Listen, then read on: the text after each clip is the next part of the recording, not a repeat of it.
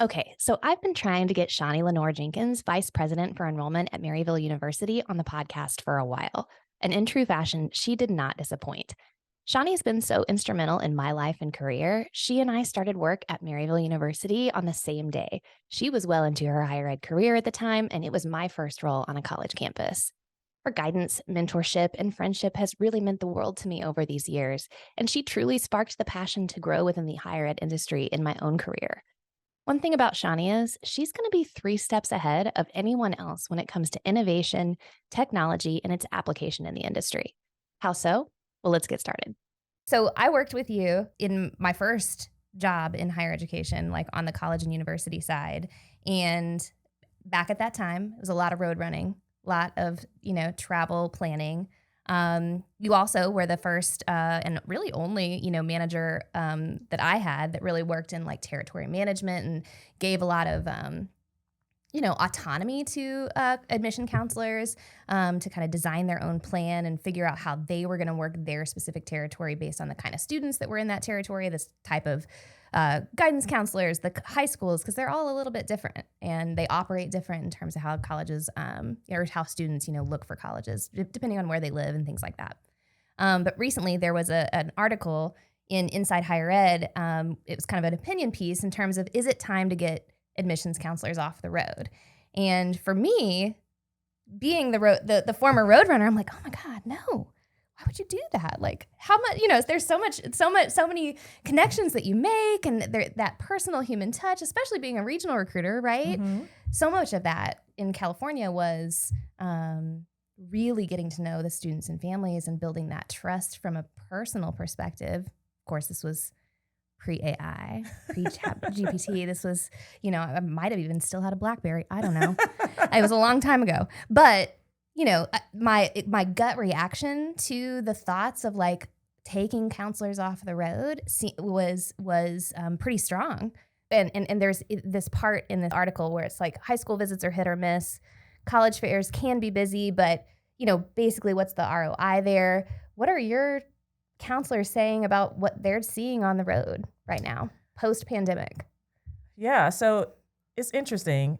I also started off in admissions as a road runner, right? Recruiter, and that was what I loved about the job was the travel. And I got to the speak Marriott with families. Points. Yeah, exactly. Speak with Marriott, are you folks listening? in person, right?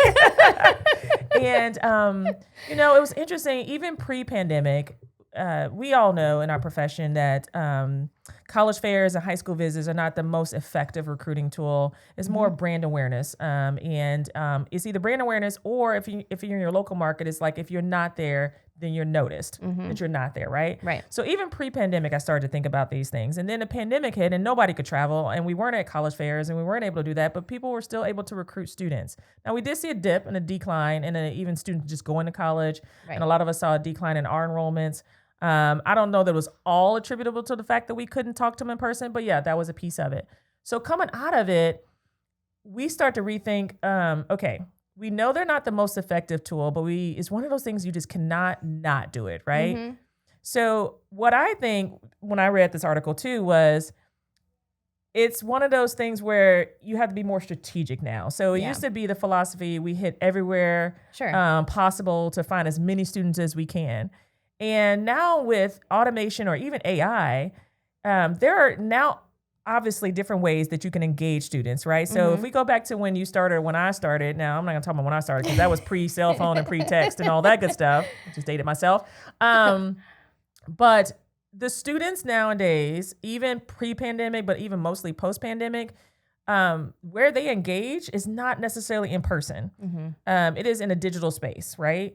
And so what we have to look at is how do we still try to make those connections and personalize them in a digital space. Connections by text message or email is not necessarily personal, but I think that's where AI comes in. It's like this, there's a lot of data the students are putting out there, period, on themselves in this universe of social media, you name it.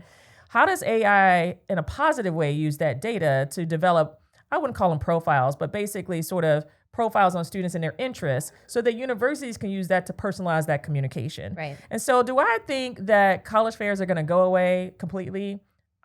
No, they've been around, I don't know, 100 years of college fairs. Some high schools have been doing them for years. But I do think that one thing that we notice, my counselors back on the road now, is while they're having conversations with students, a lot of students, when they go to college fair, I categorize them into a few different categories. Those who know exactly what schools they want to talk to, they come in predetermined with a list. Right. They walk right past the schools that may be a good fit for them, but they have no idea because based on parental influence or other influences, these are the schools.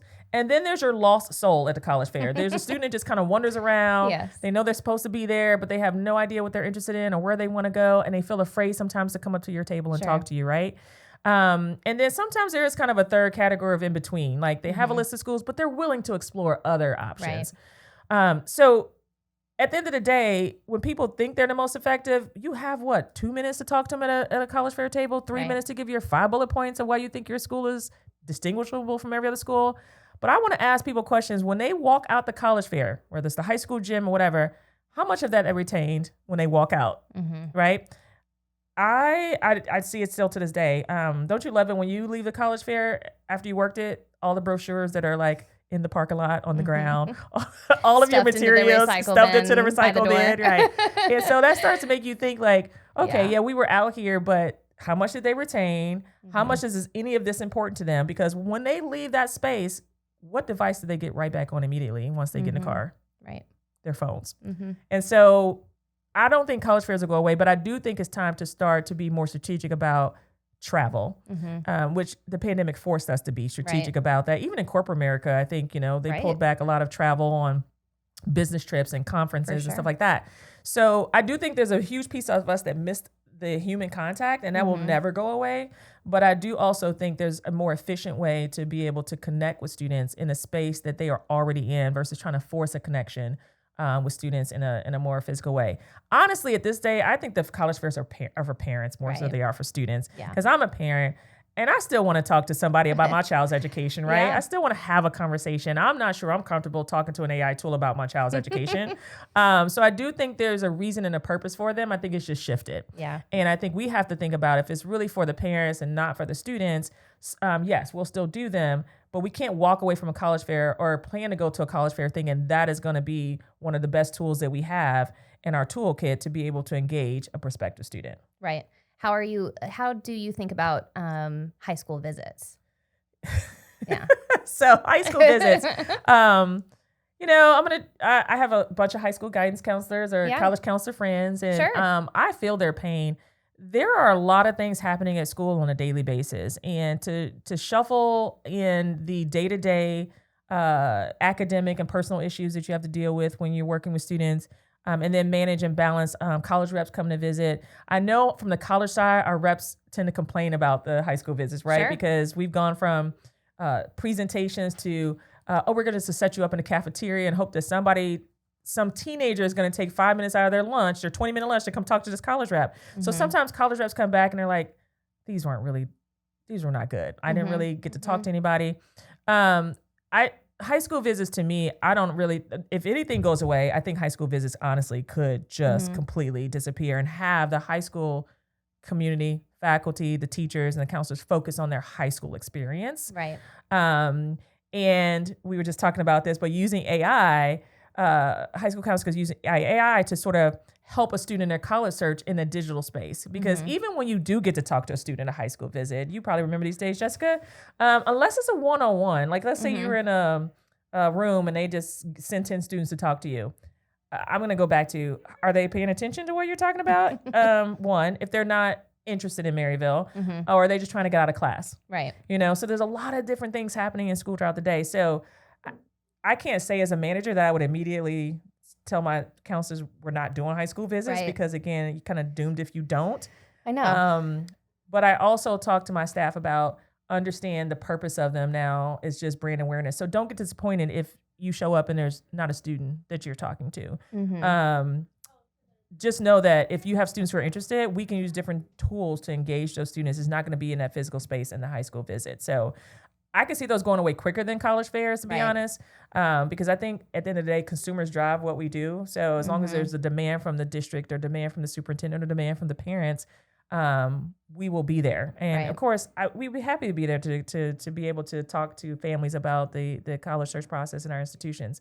But they're not the most effective tool, to be honest. So Do you think that, that shift, because there's also in this article they mention, kind of devil's advocate, right? Or people that might have that same visceral reaction when I read the headline of like, no, you can't take counselors off the road, is, with respect to access for students that don't have, I'm from a rural community, students that don't have as much maybe access to technology. I guess that's probably way less of an issue than it used to be. Even rural areas and things like that do have kind of, better access to the internet and things like that. But do you think that human interaction, being inside the schools, doing more of that in-person travel will impact students that don't have access to technology? So I think that is a consideration, definitely, for sure. Obviously, we don't talk about a digital divide anymore as much as we used to, right? So, but yes, there are still students, whether it's rural, urban, whatever the case may be, that may not have the same access. But what I have to question is, are those students getting opportunities in those in-person visits too, or are those high school visits or college fairs? Are we seeing those students at the college fairs? Sure. So I'm not saying that there's like a right or wrong answer to it, but I think we are challenged to think differently about how do we reach those students when it comes to access and opportunity if it's not technology. Because honestly, I don't know a lot of times if those are the students actually attending those events in person either. Right. Like when we look at some of the events that we do, the students who are college ready, who come from households that's what they discuss, that's what they talk about. Those are students that show up to college fairs, right? Because they're the ones that are a little bit more prepared, and that's what they should be doing. Some of the other students who don't have that same resource or personal influence in their life may not know the importance of going to a college fair, or may not be able to get to the college fair, or that sort of thing. So I think there's a concern, or it's legitimate concern, on the technology, but I just think in higher education or education in general, we got to think differently about how we reach those students who still may have some struggles with having access to the information, right? I think I don't know, so many research papers out there about the percentage of teenagers who have phones. It is a really high percentage, and while internet may be a little shaky depending on where you live. There's still going to be a group of students out there that we're going to be challenged with reaching. But I don't know that, again, pulling counselors off the road, which I don't think will happen completely. Right. I don't know that impacts that necessarily, if that makes sense. Yeah. I just think there's other ways that we need to be thinking about how to reach those students. Absolutely. So how is Maryville University thinking about using some of this AI technology in the recruitment process? Absolutely. So, I did come from the philosophy. I still come from the philosophy of territory management, which is more akin to like a sales environment where you are responsible for a certain geographic region of students. So you're the ones who work with those students from the area, get to know those students, read their applications, review, make mission decisions, and all that good stuff. When I look at what percentage of time, human time, is spent on what I consider transactional things, like the process itself, the application itself, the review of the application, what's not happening is my counselors are not spending time getting to know the student themselves. And so, Maryville went test optional almost 8 years ago, way before the pandemic. And we switched to more holistic review. We want to know the student as a whole person, right? Because we don't believe test scores define who you are. Well, that was great. We did it, but we are still bogged down in what I consider like these manual, human dependent processes. And so what Maryville's looking to shift to is counselors using AI to do all of the review, the processing of transcripts, all of those things, so that counselors or recruiters can actually spend their time personalizing the student's recruitment journey and getting to know the student throughout the cycle. Right. Some students, we start out sophomore year high schools. Some students will be in the cycle for 18 to 24 months to 6 months, depending on when they sort of enter. And what we were finding is my counselors specifically, because of the number of applications that they were reviewing, felt like they didn't know the students by the time they were trying to connect with the students. It was spring of senior year. And I feel like that's too late to make that personal connection. And it's not even just a personal connection with the counselor, because honestly, the students, that's not the reason why they choose a college university. It's a connection with the university community. That's what we're trying to do. We're trying to get them engaged and connected with the community so they can see if it's a good fit for them. Right. So we are going to leverage AI to be able to take away what we consider human-dependent processes that easily a machine could do, to leverage the ability to personalize the journey, the student recruitment journey for prospective students and families. Right. During the pandemic, because they couldn't come to campus, we had way more conversations with families because they couldn't come to campus and see things. So we had to talk more, I guess, about things instead of showing what we had to offer. And we came out of that, and we're like, no, we actually enjoyed that. We enjoyed the fact that we get to talk to people. Right. And so, of course, we want them on campus. We want them to see it. But how do we get to know them as an individual? And so that's one way. It's just really looking at all of our processes, what processes can be removed from our human, and so that we can actually develop relationships, right? So how do you develop relationships? I know people are a little scared of like AI and taking over jobs and all that. Yeah. At the end of the day, an AI is not going to develop a relationship with a person, right? So they may have some data points that the AI tool can use to communicate and all that great stuff, but they're not developing relationships. And so we still believe relationships are key, whether it's with the admission staff, but most importantly, the university community that we work at. So that's one way we're looking at. So I'm looking at restructuring my staff so that I'm focused on not necessarily road runners, but I'm focused on folks who want to be able to build relationships and develop relationships to have students feel connected and that Maryville is the place for them. So in my staffing, instead of hiring admission counselors, our structure is a little bit different anyway. So like we don't have a director of admissions. Right. We have a director of the digital recruitment experience. Right. And so we just recently created a new position. One of my recruiters left, and instead of replacing it with another recruiter, we sort of developed a job description that's similar to those positions that end up in marketing departments. We know the future is engagement in the digital space. So I don't need another person out there attending a college fair and a high school visit.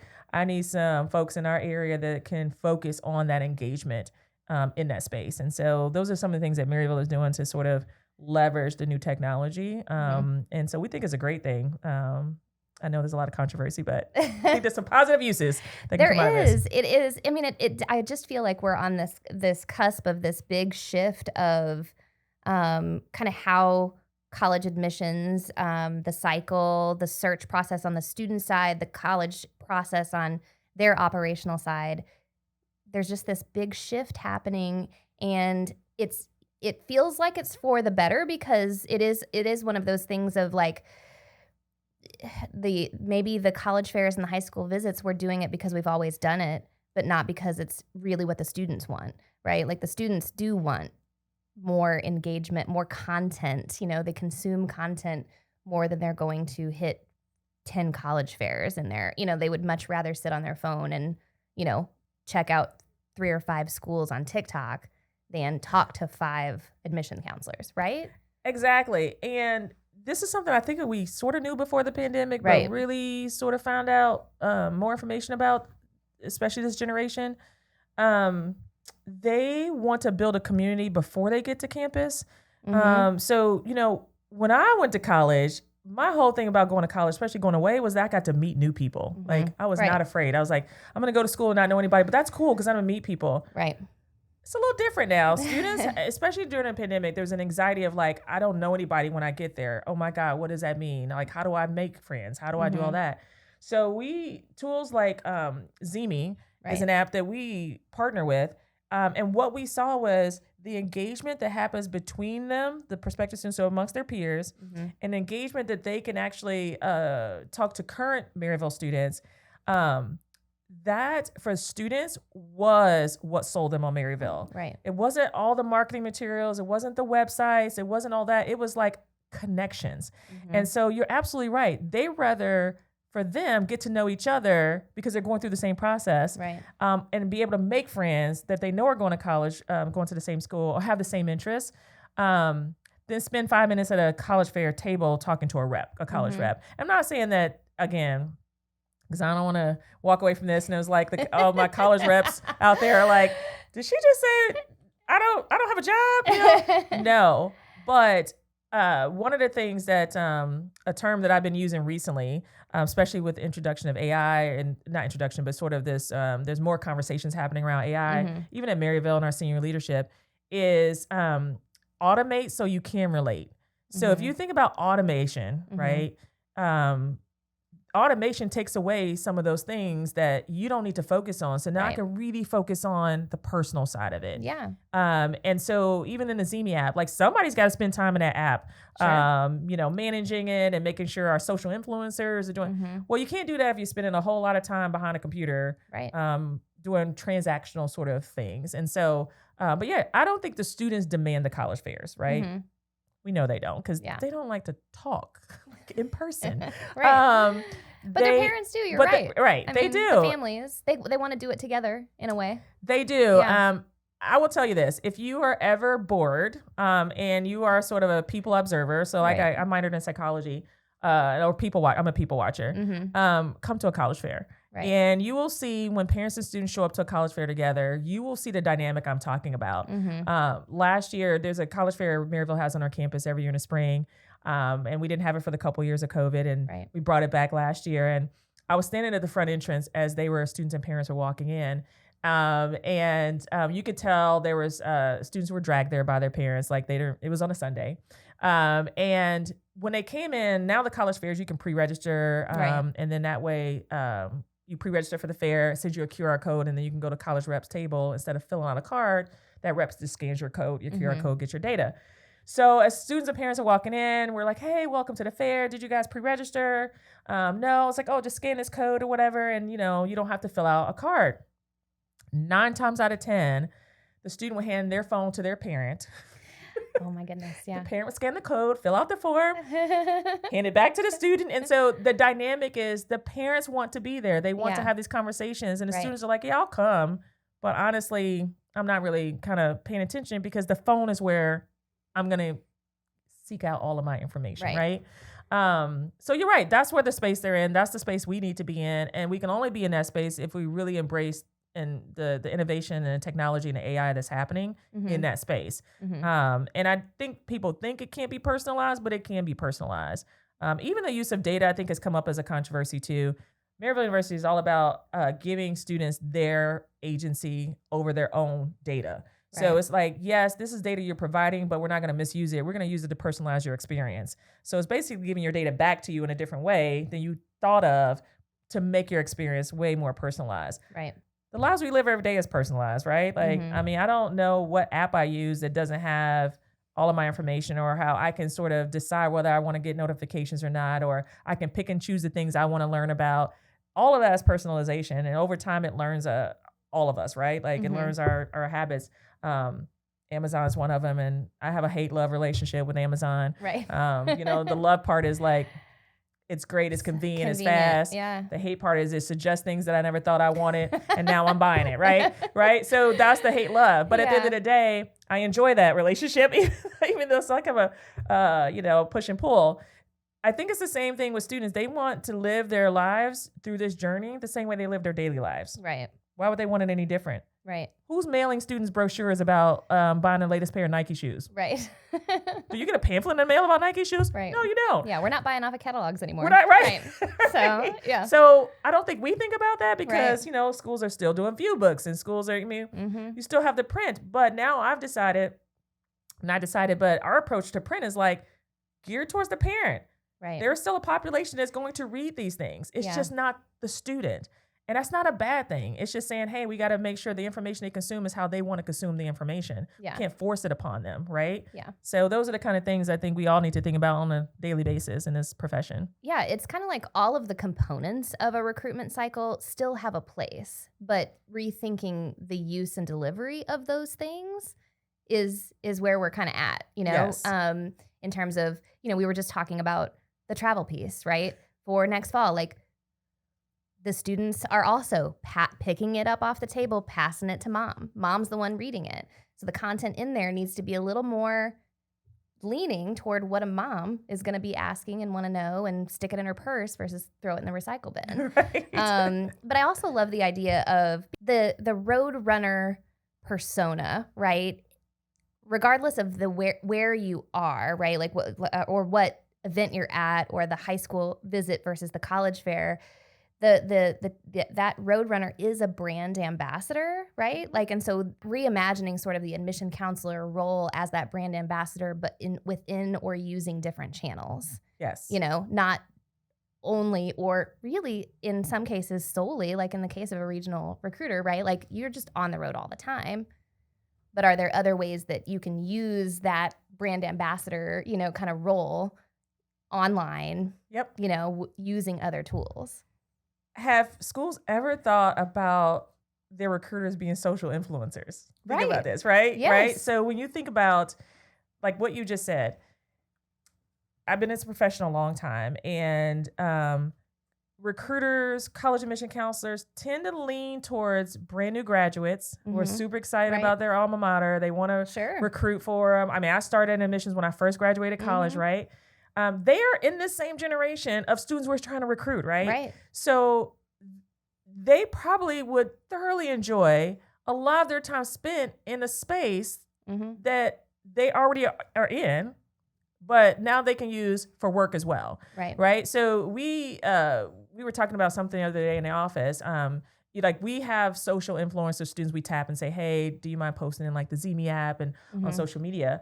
And then we start to find that there are social influencers, personal social, like people who have large followings, Maryville students. Right. And like, we need to tap them actually, because they already have a following, right? Right.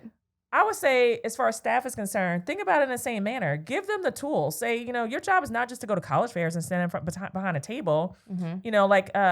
So the first year we had Zeme, we just really stuck to students posting on the feed, like our social influencers. This past year, now all the chats and stuff the students are in, we're not in those. They get to build communities themselves. It's great. But I was like, wait a minute, why wouldn't we have our staff posting about things happening on campus in the social feed? Right. And as soon as I told my staff, like, you guys can go to, all of a sudden, boom, they were posting content. Like crazy, content. And it's because that's what they do anyway, right? Exactly. And so they were attending events, Maryville events, or sometimes we'll have staff that are like, hey, let's take a 20-minute break and just walk around campus. I was talking about this the other day. The beautiful thing about working on a college campus is that if you need a break, there are always things happening on a college campus, right? So you got in the quad when it's warm outside, you may have student clubs or organizations that have events happening that's giving out, like last week, one of our Jenna, who's our apprentice who works in the Zeme app, she came up to our office. Our office is like on the second floor and the dining hall's on the first floor. She came up to our office and I was like, so, hey, how's it going? I was like, you reporting to work? She's like, yeah. She's like, but they're doing root beer floats in the dining hall. And I was like, what? She's like, yeah. She went down, gave me a root beer float, but then my staff just went down and got root beer floats. Right. Take a photo while you're down there. Post it in social media and say, hey, at Maryville on Thursdays, blah, blah, blah, we're having root beer floats. Yeah.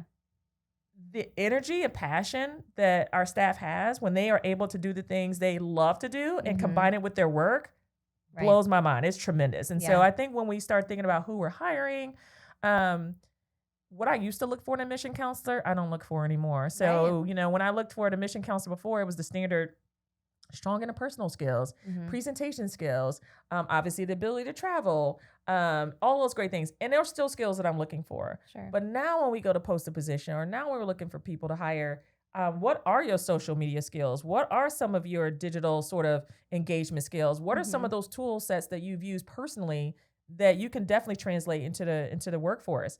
And when I started to shift on what I was looking for, people are now combining their passion, their interests with their work. And now you can see the difference. Yeah. Instead of saying you need to do A, B, and C to recruit, give them autonomy. Let them be creative, right? Right. Might actually retain admission counselors longer too if they're not constantly on the road. Or if they're thinking about their job differently, right? So let's say one of my counselors, Blake, is in Chicago this week. So yeah, he's in Chicago. He's doing college fairs. He's doing high school visits. But now he thinks of like, ooh, I'm at Portillo's getting, if you're from Chicago, getting a Italian beef sandwich dipped in sweet and hot peppers. Portillo's, you hear us?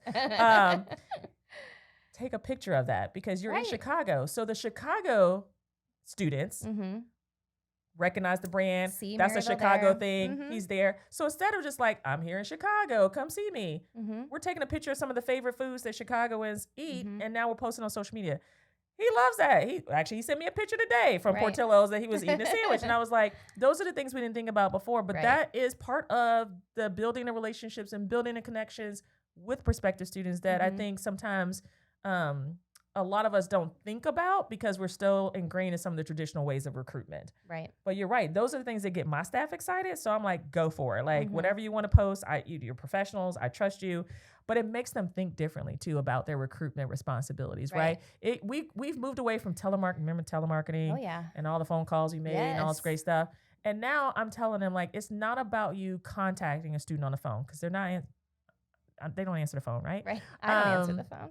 Exactly. I don't use my phone And for it's that. exactly, and it's moved exactly, and it's moved a little bit into text messages because Yeah. at least text messages are more immediate. The students will see Right. and that sort of thing. But it's really the social space. So Yeah. whether it's the TikToks, whatever you can think of, and it's the visual, the imagery, right? Like that's Mhm. what is getting students to any of us get us connected to a brand is imagery. If you think about it, right? I Mhm. mean, it's kind of like almost marketing 101, but the imagery. Yeah.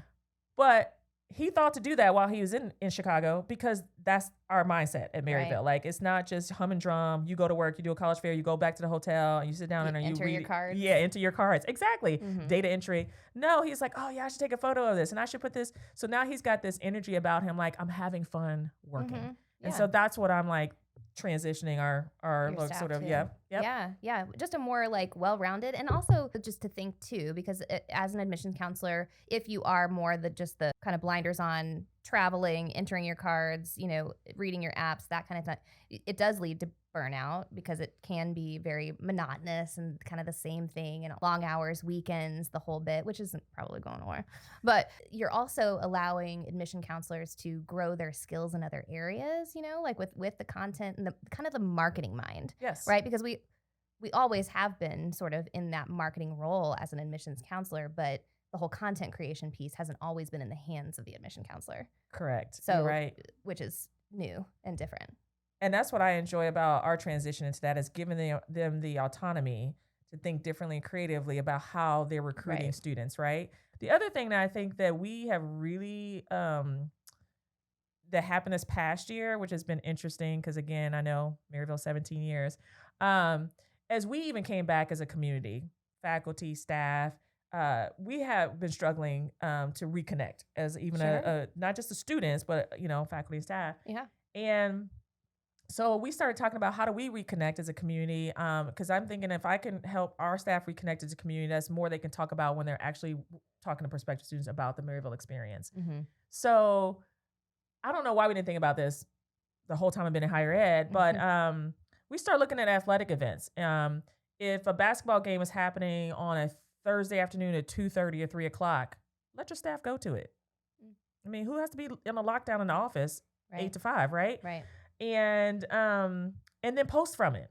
Right. So it doesn't always have to be the students. It could be a parent or a student seeing that a staff member enjoys working at Maryville too. So I Right. think it helps build even more credibility. For sure. So it's just so funny. So I love my team. Once I said, let's do this, all of a sudden, last fall, I think it was before break or either spring, our apprentice is a women's basketball player. Nice. And it was December. So it was the last game. It was one of the games in December where students had already left, like for break. Yeah. And one of my staff members was like, put on our Outlook calendar invite, Maryville women's basketball game 3:30. So he just blocked our calendars off. Like he didn't ask, he just blocked the calendar off. We're going to the basketball game. Right. So I saw it pop up in Outlook. I was like, women's basketball game. I was like, why is this on my Outlook calendar as a meeting? And so we started talking about it. He was like, well, it's 3:30. We're here at work. It's December, like 2 days before break. Yeah. He's like, I thought we could go support Jenna.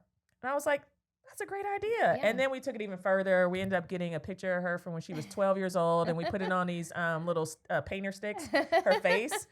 And we had those all made up. That's awesome. Didn't tell her ahead of time. And we walked over as a staff, a group, a team, sat in the bleachers, and she saw us and kind of waved. And then, of course, at one point we all put the faces up on our faces. And she was a little embarrassed at first. She kind of was like, she was on a bench like, oh my God, what's happening right now? And then we posted it. Yeah. And actually it's one of our TikTok videos. Is it? Okay. Yes. And so, but what came out of that is this synergy between the team, and this sort of notion that work doesn't always have to be sitting in your office on your computer. Now, while some people might think, oh my gosh, you guys wasted an hour at a basketball game. We didn't waste an hour. First of all, it was team building and bonding. Right. Second of all, it was supporting a student. And third of all, it was this sort of imagery that we're trying to sort of convey and communicate to prospective students that this is a fun place to be, right? And now ever since then, it's like, again, staff are looking at events or walk across campus. And if you give them the autonomy to sort of just leave the office and take a break, whether it's a, now I think they do like a 15-minute daily mental health walk across campus, which I think is phenomenal. But when they do it, they literally come back with like ideas. Yeah. Because they spend 15 minutes together, walking, grabbing Starbucks, coming back to campus.